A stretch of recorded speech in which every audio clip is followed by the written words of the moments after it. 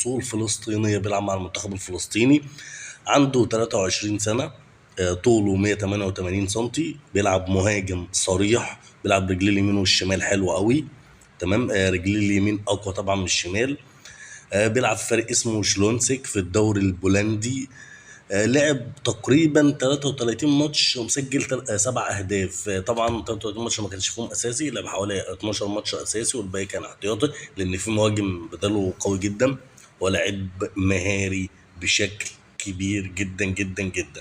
ده بديل وسام ابو علي في حاله ان طبعا وسام بنسبه 99% خلاص ماشي. فده البديل بتاعه، مهاجم جامد جدا، مهاجم قوي جدا جدا جدا جدا ما شاء الله عليه.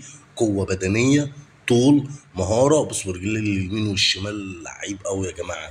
شفت له كام ماتش كده وكام فيديو اتفرجت عليهم. لعيب كويس. بص هنا حطها في ال90، حطها في البعيده حلوه قوي حلوه قوي.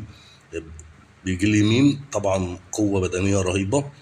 بص هنا ما شاء الله مهاره وسط ثلاثه. عدى بمهاره عاليه جدا جدا جدا. بص هنا من قبل نص الملعب بتاعهم كمان مهاره عاليه جدا.